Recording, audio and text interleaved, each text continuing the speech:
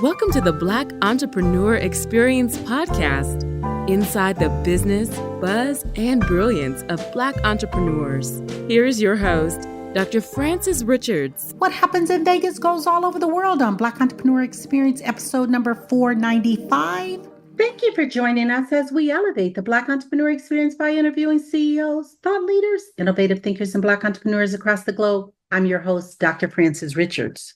How would you like to have a business coach, speaker, and author specializing in entrepreneurship, wealth building, and empowering individuals to launch and scale successful businesses? We are so excited to welcome Dr. Taneice Lewis. Hi, thank you for having me. I'm so excited to be here with you today. I've given our audience such a brief bio. Why don't you fill in the blanks and share with our audience what you'd like them to know about you and your business? My business is called Pray for Rain. I am an author. I'm a business coach and transformational speaker, and I help new and aspiring entrepreneurs to grow, start, and scale their business. I have been in business for myself for over 15 years, and I've been through the ups and downs of entrepreneurship, as you can expect. And it was very tough for me getting started, and I didn't have the right things or resources in place. And I realized very early on that this is like coaching and just mentorship and help is something that entrepreneurs need, and they also don't realize that they need it. I've been on this quest to help as many entrepreneurs as possible, like myself, to basically get off the ground, to create generational wealth, to build their legacy. I am someone who comes from an urban background, so I was raised by my grandmother. And I don't come from a financial background, wasn't taught anything about business or entrepreneurship or how to, really be successful or make money. So I had to really bootstrap and figure it out on my own. And that was taxing. Experimentation costs us 3 T's: trauma, treasure, and time. I teach people how to mitigate that so that they don't also experience the same things that I go through. So I just love what I do. I love speaking. I love coaching. And I love helping people on their journey of entrepreneurship. Thank you for that. Dr. Lewis, what was that aha moment when you knew you were going to be successful? When I was 14 years old, actually, my grandmother told me she didn't know how I was getting to college. I think at that time I was probably in the 9th grade or 9th or 10th grade. And she told me, I really don't know how you get into college. I can't pay for it. We were barely making ends meet at that time. I lived with her in the senior citizen building. I was the only kid in the whole building. And I remember telling her, like, don't worry about it. I'm gonna figure it out. And at the time, I really didn't have an answer, or I didn't have a solution or a strategy, but I just wanted to take the load off of her from worrying about me, thinking that, I wasn't going to make it or I wasn't going to be okay. But at that time, I made a hard decision and I said, okay, I have to figure this out. I have to get to college. I needed to start working. But I told myself then, I said, if I'm going to start early, I'm going to finish early. So I ended up changing my birth certificate to say I was 16 because I was 14 at the time. I got a full-time job and I started working. But I made the decision then that I am going to get out of this. I'm not going to live a life in poverty. I'm not going to live a life of uncertainty where I just don't know where my next dollar is coming from. I'm going to figure this out. And so I knew I was going to be an entrepreneur ever since I was 14. Ever since I made a decision, I'm going to start working now. So I gave up or sacrificed the life that a regular teenager would have after school programs or being able to hang out with my friends. I was at work every day ever since I was 14. But I said that, okay, this is going to be it for me. I'm going to do what I got to do now so I can do what I want to do later. And I already have started that process. I retired myself from a 9 to 5. I haven't worked for a job in over 6 or 7 years now. But that was my aha moment of just knowing that I had to do something different than what I had seen previously. You have many success stories. Talk about a success story that really impacted their lives as well as yours. And feel free to eliminate any names or only share what you can share. I'll talk about my first business, which was my salon. I had an issue with my own hair as I was going on this quest of trying to figure out what type of business I wanted to do. I lost all my hair fell out from a color. I love color. I don't wear black hair. I haven't worn black hair in years. I let someone lighten my hair, and then 4 months later, when I went to go get my hair relaxed, all my hair fell out down to the new growth. And I was looking for a place to help me, to tell me what happened. Like, why did my hair fall out? At that time, I had no idea about the chemicals and things like that, how you can't put a chemical on top of a chemical, over processing. I had no idea about those things. And there was no salon at the time that was talking about that. I decided, okay, this is going to be my business. I'm going to open up a salon and spa that caters to women who suffer from cancer, lupus, or alopecia, who are experiencing hair loss. And I'm going to create these private rooms for them. I'm going to use paraben-free products. So I went full-fledged into this business, all because of my own experience. But it helped so many women in the process who were also dealing with hair loss. And it just showed me that you have to once you figure out a need, when you figure out what people need and how to help them, it really changes how you feel about the journey that you're on. It became more of a passion project for me. It became something that I was really, really interested in and involved in. And so I ended up becoming certified as a hair and scalp analysis, as a hair and scalp specialist. I started doing what's called the hair and scalp analysis. I started having wig units made from scratch. I was able to accept health insurance for women who had cancer or lupus and they needed wig units to have their hair to look nice. And I would craft it from scratch so that it looked like their own, like it was coming from their scalp. That was a success story for me because initially it took me 8 years to get that salon open. It wasn't something that was overnight because, again, I didn't have the right mentorship or the right coaching. So I had to really learn through experimentation. But I did figure it out and I was able to get it up and running. It was very successful. All my staff that I brought in, they were all straight out of cosmetology school. But I taught them and I trained them and I got them up to par to the point where they were making their own income for and feeding their families off of working with me at my business. So not only was I able to help my staff to grow and to be successful, it helped myself be successful, but the women who were coming in to get hair replacement units, they were leaving out feeling, rejuvenated, feeling just empowered and confident about what they look like and who they are so that they can go and be productive in society. I want you to have a monologue. I want you to name this person, living or not. They've impacted your life so much. Who is that person and what are you saying to that person? Someone who has impacted me a lot tremendously is my pastor, and his name is Pastor Darius Daniels. I've been with him or within his congregation for about 18 years now, when it first started. And now it's called Change Church. And I actually saw him for the first, not saw him, but I was actually able to speak to him on a one-on-one basis for the first time last year after I completed one of the programs that he was doing. And I actually told him, thank you for pouring into me because you don't even know what your sermons have been like. You don't know like how it has changed my life and allowed me to be able to see things differently. It's made me a better woman, a better mother, a better entrepreneur and businesswoman. And just the way that he has a coaching, I successfully went through his coaching program, his speaker program. And in addition to that, he's my pastor. So he's been so influential in my life and just learning from him. And he's one of the most effective communicators that I've ever seen in my generation. I said to him, and something I would say to him again is just thank you. And that you've really changed my life in the way that I see the world. And you've allowed me to get this meta skill of communication that I can go further, like faster. I can speak all over the world now. I can coach everyone. He's just made me a much better entrepreneur. And I just would tell him thank you so much for everything he's done. That is awesome. So you mentioned you had been in his ministry for a minute, but you just met him. Is it virtual? Can you explain that to the audience? It was in person for a long time because he had one location in Ewing, New Jersey, and that's where I'm from. Well, I'm from Trenton. I was in person in church, but I never had the thought to go and speak to him. As most people, I go to church. When church is over, I leave. And at one point, I went off to college. And so I was probably about 50 minutes from the church. So I wasn't actually in the house, but I would get his sermons on a CD. I would listen to it on a CD. And then he went virtual as far as having it on YouTube. Now he has a second location, which is in Atlanta.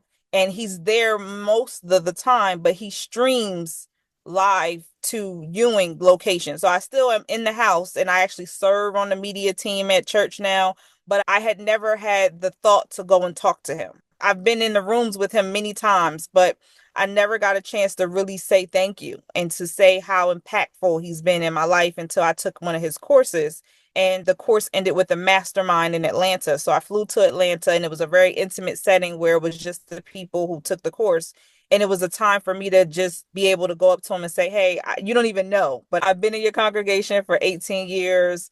I absolutely love everything about the church and what you do and how you pour into all of the congregation and what you give to us. And so I was able to really have that conversation, that one-on-one time with him during that time. Thank you for that. Pray for Rain. Tell us about naming that. Tell us more about it. Pray for Rain is the name of my book. It's called Pray for Rain, A Guide to Building Your Business with Little to No Money. I wrote that book back when I first opened a salon because, like I said, I didn't have the help or the mentorship from others. And I was very frustrated. I was going to salon owners asking them to mentor me because I was brand new in the salon industry. They wouldn't talk to me. They saw me as competition because I was doing the same thing or just something different. I was actually helping people with hair loss, which is something that a lot of salons weren't doing at that time. So they just didn't want to talk to me. And it was very frustrating because whereas it used to be other nationalities that you thought wouldn't support you, it was my own people. There were Black women who would not speak to me, who would not talk to me, who would not help me. I found it to be very very I hate the idea of the crabs in a barrel mentality. I decided to write this book because I wanted everyone to know how I did it so that anyone coming behind me who wanted to start a business, they didn't have the funds like I didn't have the funds. If they didn't have the background, I wanted to help them to be able to do it anyway. Without rain, nothing grows. And so Pray for Rain came about because I understood that the trials and tribulations that I've experienced in my life are for a reason.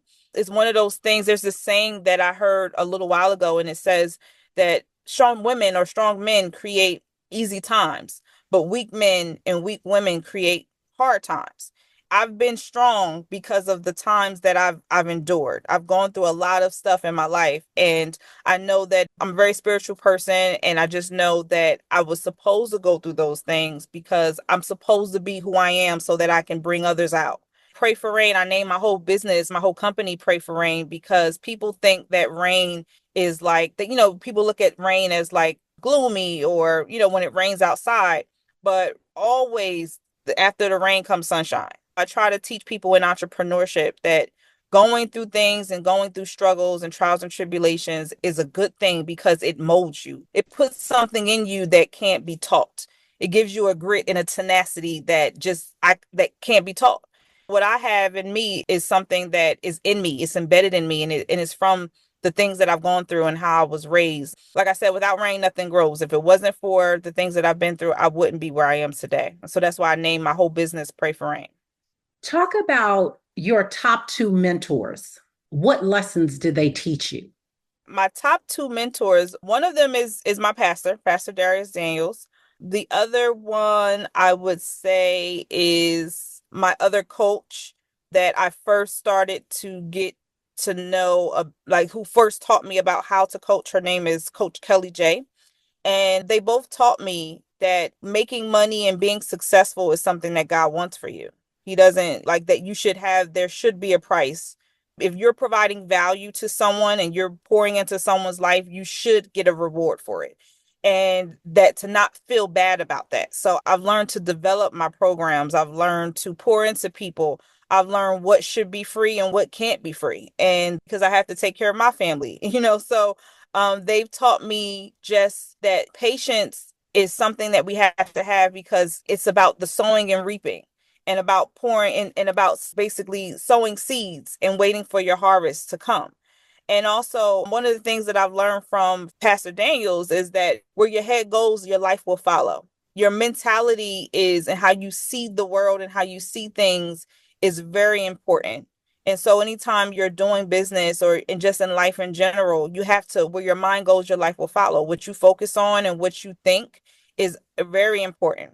And so my mindset is very strong, and I try to maintain that at all times because I know that I have to get to the next place. In order for me to get there, my head is going to go there first, and then I'll see it in my reality. I've learned so much from them. From Coach Kelly J, I've learned how to be an effective coach, how to pull out of people what they already have inside of them that they may not necessarily know. I've learned how to get in front of my ideal client and how to maximize on my marketing and all of those things. Those two mentors are just so great in what they've done for my life because I also have learned from them where there's no strategy, there's a lot of stress.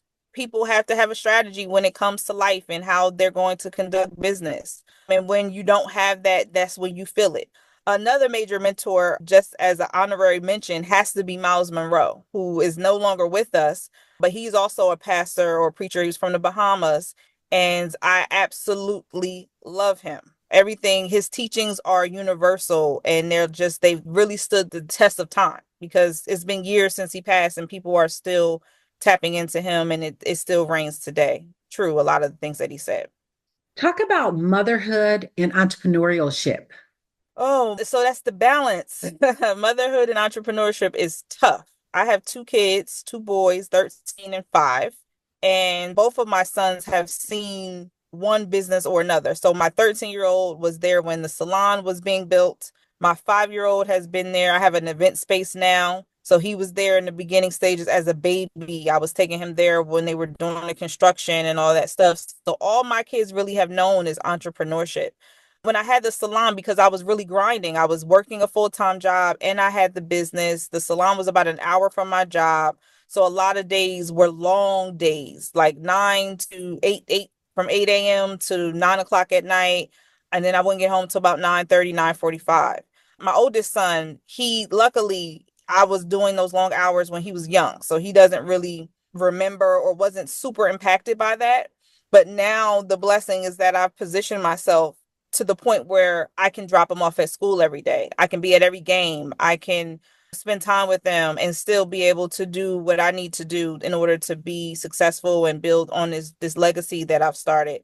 Mompreneurship is tough because you have to have the right support system. You have to have the right mindset and it's just like a supernatural strength that you have to have. Like you need to be able to do your thing on in business. Like I'm tough in business. I'm tough because I'm a female, I'm a Black female, and I need people to take me seriously. But when I'm home, I'm mom. I'm not an entrepreneur. I'm just mom. I have to know how to turn it off and turn it on. And they see the softer side of me. They get the love and the affection. And that's interesting because it's not something that I got so much when I was growing up. My mother, like I said, I was raised by my grandmother. My grandmother was a tough woman, very few I love yous and hugs and things like that. So for me to be able to do what I wasn't shown or given to my kids shows that we're breaking generational strongholds. What the enemy thought was going to be, that was going to be passed down, it wasn't passed down. I stopped it. It's just great being a mom and being a entrepreneur because I also get to show them firsthand of what life can be like if they put their minds to it. And I have high expectations from my kids, and already my 13-year-old is starting a clothing line, and I'm teaching him trading as well. And so it's just amazing to learn and to know certain things that I can give to my kids. One of the things you talked about, Dr. Lewis, is around mentorship and individual challenges with, let's talk about specifically Black businesses, raising that capital. What advice would you give them? For raising capital, especially if you are someone who comes from an urban area like myself and you don't have like great credit or you don't have the funding already, a lot of other nationalities, their parents or their family has money put to the side from them for houses, for their first this, their first that, their first business. But for us as Black people, we don't always have that in place. Entrepreneurs have a really tough time building capital for their business. A lot of them are bootstrapping, meaning they're using their savings or, whatever they can put together in order to build their business. And a lot of them are usually starting in a deficit, meaning they don't start with all the money that they actually need to do the business, which was me with the salon. I didn't have all the money that I needed, but I used what I had and I just believed in God and had faith and I outworked people. So that's one of the things that I would suggest, is that your work ethic has to be different when you don't have the capital. You have to outwork your components. You have to outwork your competitors, because there's more things that you're going to have to do. But for me, one of the things that I did to raise capital for my business when I first started was crowdfunding. Crowdfunding is something that a lot of people don't look to when they're thinking about raising money. I mean, people use GoFundMe's for deaths, or, when someone passes away. But originally, GoFundMe's weren't even in existence. Crowdfunding started for entrepreneurs and creatives. The first crowdfunding platform was like Kickstarter and Indiegogo, and they were for entrepreneurs or creatives who were looking to raise capital. And so people don't utilize this enough, because if you create a crowdfunding campaign, you can actually get funding from people who don't even know you. As long as they believe in you and they see your story and they believe in the story or the mission, they can donate anything from like $5 and up. So I've had 2 crowdfunding campaigns that I did in the beginning. Another thing that I looked into was non-conventional lenders. Banks, regular banks like Chase, TD Bank, and Wachovias and stuff like that, they're not going to be where a small business entrepreneur is going to get funding for the most part, especially if you're a brand new business, because they want to see that you have experience. They want to see that you have some sort of collateral. And if you don't have those things, it's very challenging to get a loan or any type of funding. So looking into non-conventional lenders, like I looked into, it's a company called the Intersect Fund. They're a nonprofit organization. I was able to get $7,500 from them by just having a business plan, a full-fledged business plan that was like detailed and talked about exactly what I was going to do. So that's what I mean by outworking people. A lot of people don't have business plans. But if you are someone who doesn't have the means to have the capital already, you need to think out of the box. You have to be willing to write the business plan. You got to be willing to pitch it. You have to be willing to do the crowdfunding campaigns, do the videos, talk about your business, talk about what you need. And then I actually started a group called JET. It's powered by Black entrepreneurship, and it's a group for Black professionals. It's sponsored by the Kauffman Foundation and Keene University, which is the school that I graduated from. I'm an alumni there. And we give loans out, 2 $1,500 loans every single month. So I think that anyone who is in need of funding for their business, one, they need to do some networking, and they need to link up with these organizations who are giving funds out to small business entrepreneurs. You cannot go the conventional way or route, because it's just not going to work for you, especially if you're a brand new business. So just being an innovative thinker and doing crowdfunding, linking up with organizations, nonprofits, and also credit unions. Credit unions are a great way to get funding as well. I was able to secure a loan from the Credit Union of New Jersey. I worked for the state of New Jersey, and I had an account with that credit union, connected, and they gave me a $5,000 loan when I first started. Dr. Lewis, if you conducted this interview, what is the one question you would have asked yourself? I'd like you to ask the question and answer it. Wow, that's a good one. What can businesses do now? What's the secret sauce to being successful today? Or what is it that can make entrepreneurs and small business owners stand out in today's world? Because everyone wants everyone wants their business to grow. And my answer to that would be, one is knowing who your client is, your marketing. When you're marketing to someone, knowing that every platform is not your platform. It doesn't have your ideal client. Just because you're on Instagram or Facebook or LinkedIn, you have to first know, is my client there? If they're not, there's no reason for you to be on that platform for your business. Some people think they just need to have every single social media account out there, and that's not the case. Also, how your messaging resonates with your client. What is it that you're saying to them that is going to get you the sales or get you the client that you need? And another thing is having a coach. Business coaching is one of the most undervalued industries, and it's such a necessity, especially for Black entrepreneurs, because we're already behind. We're already behind the ball. So we need to expedite. We need to, like, coaching gives you speed. It helps you to get further faster. And Proverbs says something about, I think it's Proverbs 22, chapter 22, but it says something about there's a comfort in counsel, in good counsel. So even in having good counsel means having someone, a mentor or a coach who can give you good information and so that you're not experimenting everything. Some things is just learning it, investing in yourself so that you can get the knowledge and the experience to go further faster. And that's one of the biggest things that we miss as entrepreneurs. We think if we're good at something, we can just go into business. We could just do it. But then what about the customer service skills? What about the knowledge about how to grow the business? There's so many other things that are factored in besides just being good at a thing. And that's why you see a lot of Black businesses don't succeed, is because they're missing a crucial part of their business. Other ethnicities, they know that coaching is a big deal. They know mentorship is a big deal. And they're willing to invest in themselves. And we have to be able to do the same thing. We come to the part of our interview. I'm going to ask you, it's called Rapid Round of Fun. I'm going to ask you very quick questions. I'd like you to give me very quick answers. If there's something you desire not to answer, feel free to say pass. Are you ready for the Rapid Round of Fun? Yes. Your ideal comfort food? Pizza. Your favorite singer or rapper? Beyonce. Your ideal car? G-Wagon. You relax doing what? Oh. The last movie you saw? Pass. I don't remember. Okay. Your favorite dance song? Heated by Beyonce. Dr. Taneice Lewis, thank you so much for joining us on Black Entrepreneur Experience Podcast. Before we let you go, share with our audience the best way for them to connect with you, to do business with you, and leave all your social media handles. Awesome. One way anyone who is in need of coaching or a speaker can contact me is through social media. I'm on Instagram at Coach Taneice, and my name is spelled Taneice.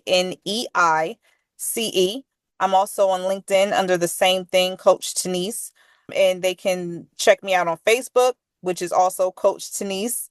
And then I have my website, which is IamCoachTaneice.com. Currently, I have a 90-day Accelerator Business Academy. So anyone who's interested in, like I said, accelerating, getting further faster, can definitely sign up for that. And if you go on my Instagram page or my website, you'll be able to get the link for that 90-day program, the link is just basically prayforrain.mykajabi.com.